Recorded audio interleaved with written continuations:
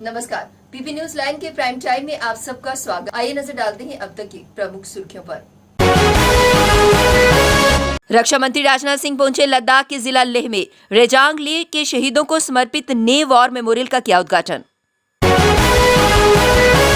जम्मू कश्मीर के सरकारी कर्मचारियों और पेंशनरों को सरकार ने दिया 3% महंगाई भत्ते का तोहफा। जम्मू कश्मीर कांग्रेस में एक बार फिर फूटे बगावत के स्वर। गुलाम नबी आजाद समेत अन्य ने जीए मीर के खिलाफ खोला मोर्चा। और जैश ए मोहम्मद के लिए काम करने वाले 3 ओजी वर्करों को नगरोटा बन टोल प्लाजा पर 42 लाख की नकदी के साथ किया गया गिरफ्तार।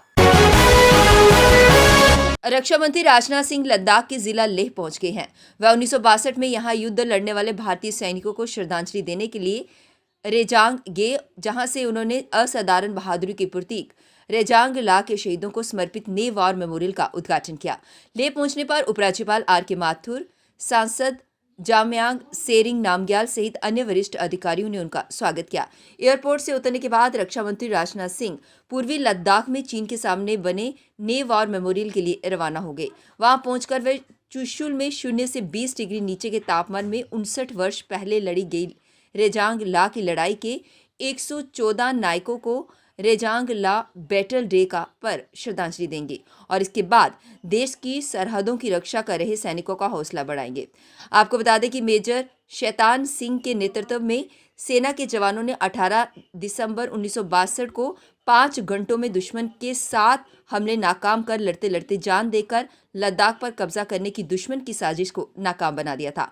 सेना की चुशुल ब्रिगेड में रेजांग ला की लड़ाई की यादों को ताज़ा करने के लिए 3 दिवसीय कार्यक्रम की भी शुरुआत की गई है। जम्मू कश्मीर कांग्रेस में एक बार फिर बगावत के स्वर फूटे हैं, पर इस बार ये लड़ाई दूर तक जाती दिख रही है। गुलाम नबी आजाद समर्थक 1.5 दर्जन से अधिक वरिष्ठ नेताओं ने जिस तरह प्रदेश अध्यक्ष जीए मीर के खिलाफ सीधा मोर्चा खोला है, ये सामान्य नहीं है। ये समझना अधिक मुश्किल नहीं है कि हमला भले ही मीर पर बोला गया हो, लेकिन निशाने पर सीधे पूर्व अध्यक्ष राहुल गांधी है। पार्टी के पूर्व मंत्रियों, पूर्व विधायकों और अन्य पदाधिकारियों ने ऐसे समय में विद्रोह का बिगुल फूंका है जब राहुल गांधी फिर से कांग्रेस अध्यक्ष बनने की तैयारी कर रहे हैं और कांग्रेस की राष्ट्रीय कार्यकारिणी की बैठक में वह इसके लिए हामी भी भर चुके हैं। ऐसे समय में आजाद समर्थकों का एकाएक राहुल के प्रिय माने जाने वाले जीए मीर को निशाने पर लेना किसी बड़ी रणनीति का हिस्सा ही दिखता है। जम्मू में ही फरवरी में आजाद के साथ G23 के अन्य वरिष्ठ नेताओं ने कांग्रेस हाईकमान को ललकारा था। उसके बाद हालांकि सीजफायर जैसी स्थिति दिखती रही और बाद में लगा कि अब कांग्रेस में सब सामान्य होने लगा है, पर दोनों पक्षों में कई मंचों पर तलखी दिखी। इधर आजाद के जम्मू कश्मीर के दौरे अचानक बढ़ गए और अब फिर से दीपावली के बाद से वह प्रदेश में डटे हुए हैं और शहर शहर घूम रहे हैं, जनसभाएं कर शक्ति प्रदर्शन कर रहे हैं, प्रतिदिन दर्जनों प्रतिनिधि मंडल से मिल रहे हैं। राजनीतिक पंडितों की माने तो तैयारी बहुत पहले ही आरंभ हो चुकी थी और अब केवल ये धमाका किया गया है।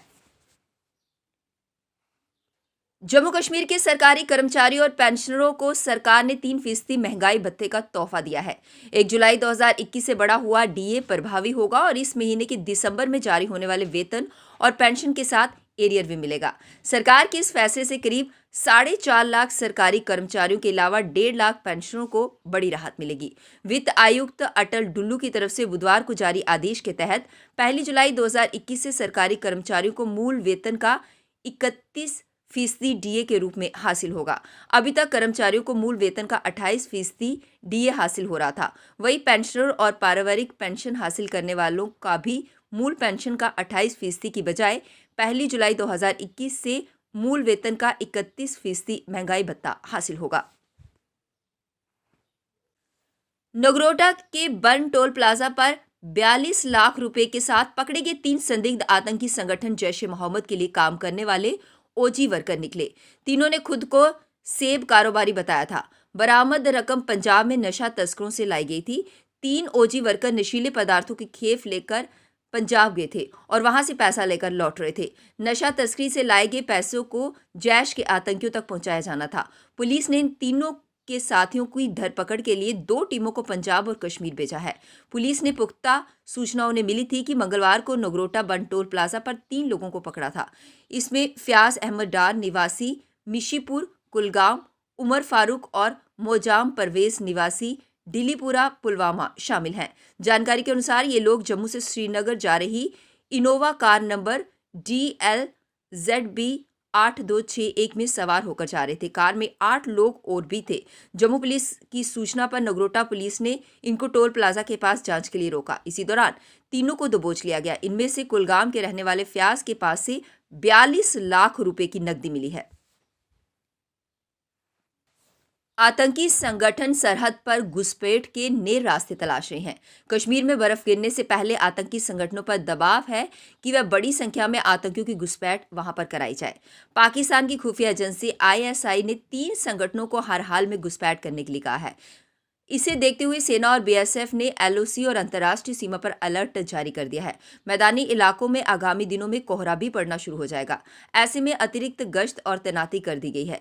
जानकारी के अनुसार आतंकी संगठन लश्कर-ए-तैयबा, जैश-ए-मोहम्मद और अल-बद्र को घुसपैठ के लिए कहा गया है। ये संगठन जम्मू, पुंछ, कठुआ, राजौरी और पुंछ के अलावा कश्मीर के कुपवाड़ा, बारामूला और बांदीपुरा में करीब 12 नए रास्ते तलाश रहे हैं। POK कोटली में बैठे लश्कर के कमांडर आरिफ हाजी को इसकी कमान दी गई है। हाजी को जिम्मा दिया गया है कि वह अपने नेटवर्क की मदद से नए रास्ते तलाश कर घुसपैठ कराए। वहीं सुरक्षा एजेंसियों ने इन आतंकियों के 12 रास्तों की सूची तैयार की है जहां से ये घुसपैठ कर सकते हैं। इन रास्तों पर BSF और सेना के जवानों को तैनात कर गश्त बढ़ा दी गई है। उपराज्यपाल मनोज सिन्हा ने कहा कि जम्मू कश्मीर में 2 साल बाद आतंकवाद नहीं दिखेगा और भारत सरकार इस दिशा में काम कर रही है। कई लोग कानून व्यवस्था की स्थिति को लेकर चिंतित है। मैं आपको बताना चाहता हूं कि स्थिति बहुत बदल गई है। जम्मू कश्मीर अब नया जम्मू कश्मीर बन गया है। कुछ तत्व कोशिश कर रहे हैं, लेकिन मैं आपको आश्वस्त करना चाहता हूं कि 2 साल बाद आप देखना जम्मू कश्मीर में आतंकवाद नहीं देखा जाएगा। सरकार इस दिशा में काम कर रही है और आप लोगों को इसका परिणाम दिखेगा। उपराज्यपाल मनोज सिन्हा ने ये बात EEPC India northern region export के पुरस्कार समारोह में कही। सिन्हा ने कहा कि केंद्र शासित प्रदेश में कानून व्यवस्था बहुत बदल गई है। कश्मीर की जनता भी नए जम्मू कश्मीर को पसंद कर रही है। कुछ तत्व अभी भी वातावरण को अशांत करने में लगे हुए हैं, परंतु बहुत जल्द उन पर भी नकेल कस ली जाएगी। कश्मीर में आतंकवाद फैला रहे आतंकी संगठनों पर सुरक्षा बलों का शिकंजा लगातार कसता जा रहा है। मैं आपको इस बात का विश्वास दिलाता हूं कि 2 साल बाद जम्मू कश्मीर में आतंकवाद नहीं होगा। PDP ने आरोप लगाया है कि उनकी अध्यक्ष महबूबा मुफ्ती को बुधवार को जम्मू से लौटने के बाद लाल चौक पर होने वाले प्रदर्शन में शामिल नहीं होने दिया गया। हैदरपोरा मुठभेड़ में मारे गए अल्ताफ मुदासिर के परिजनों ने लाल चौक पर कैंडल मार्च का आयोजन किया था। आरोप है कि पुलिस ने उन्हें घर में ही नजरबंद कर दिया है। बाद में पुलिस के एक वरिष्ठ अधिकारी ने साफ किया कि महबूबा को घर में नजरबंद नहीं किया गया। वह दूसरी खबर है कि प्रवर्तन निदेशालय ने मनी लॉन्ड्रिंग के एक मामले में PDP अध्यक्ष महबूबा मुफ्ती के भाई मुफ्ती तजद्दुक सईद को सम्मन जारी कर वीरवार सुबह 11 बजे नई दिल्ली मुख्यालय में पेश होने के लिए कहा है। तसद्दुक सरकार में पर्यटन मंत्री रह चुके हैं। इससे पहले ED ने महबूबा की मां को इसी मामले में सम्मन भेजा था। पार्टी ने आरोप लगाया है कि उनका दल केंद्र सरकार के खिलाफ कोई भी राजनीतिक कार्यक्रम करता है तो पार्टी के किसी न किसी वरिष्ठ सदस्यों को सम्मन जारी कर दिया जाता है। दक्षिण कश्मीर के कुलगाम जिले में बुधवार शाम सुरक्षा बलों को एक बड़ी सफलता हासिल करते हुए उन्होंने 2 अलग अलग मुठभेड़ों में 5 आतंकियों को मार गिराया।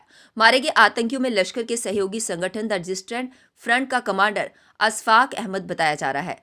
अन्य आतंकियों की शिनाख्त की जा रही है। दोनों स्थानों पर अभी मुठभेड़ चल रही है। कश्मीर के IG विजय कुमार ने बताया कि सुरक्षा बलों को बुधवार को सूचना मिली थी कि कुलगाम जिले के पम्बई और गोपालपोरा गांव में कुछ आतंकी मौजूद हैं। इसके बाद दोनों स्थानों पर सुरक्षा बलों ने इलाके की घेराबंदी कर तलाशी अभियान शुरू कर दिया। इस दौरान छिपे आतंकियों ने गोलीबारी शुरू कर दी। जवाबी कार्यवाही में 5 आतंकी मारे गए। इसमें एक आतंकी की शिनाख्त TRF कमांडर अशफाक अहमद के रूप में हुई है। अन्य की शिनाख्त का प्रयास किया जा रहा है। समाचार लिखे जाने तक दोनों स्थानों पर ऑपरेशन जारी है। इससे पहले सोमवार को श्रीनगर के हैदरपोरा में सुरक्षा बलों ने एक पाकिस्तानी आतंकी बिलाल उर्फ हैदर को उसके स्थानीय साथी के साथ मार गिराया था। जम्मू कश्मीर में सुरक्षा बलों के लिए केंद्रीय गृह मंत्रालय ने त्रिस्तरीय रणनीति बनाई है।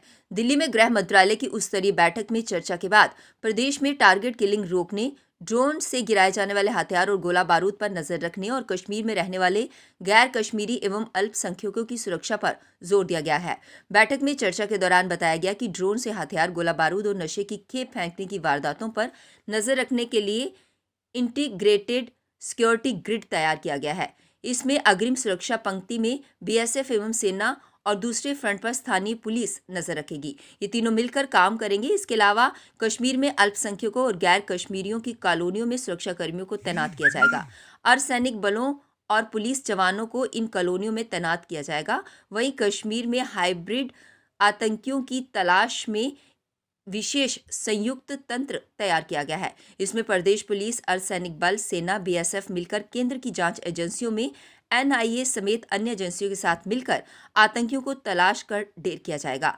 केंद्र और प्रदेश की सभी सुरक्षा और खुफिया एजेंसी मिलकर इस पर काम करेंगे। मजबूती की पहचान ACC cement, messrs Bishandas Jaswal and sons, authorised stockist, ACC cement, 45 transport Nagar, Jammu. Medical employees federation Jammu province के प्रेसिडेंट सुशील सुदन ने आज एक प्रेस कॉन्फ्रेंस को संबोधित किया। इसके अंतर्गत उन्होंने बताया कि उनकी डीपीसी अभी तक नहीं हो पा रही है। उन्होंने कहा कि इसमें जो लोग इन्वॉल्व हैं, जिनके कारण ये डीपीसी नहीं हो पा रही है, उनकी जल्द से जल्द इंक्वायरी की जानी चाहिए। उसके अलावा उन्होंने कहा कि उनकी कुछ अन्य मांगे भी हैं जिन्हें पूरा नहीं किया गया।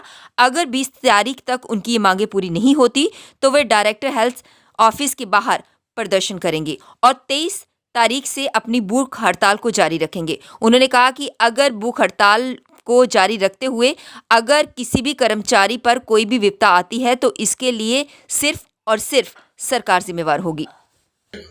उनका गवर्नमेंट साहब का ऑर्डर है, वो 6 महीने में इम्प्लीमेंट नहीं होगा तो बाकी किसका ऑर्डर इम्प्लीमेंट होगा?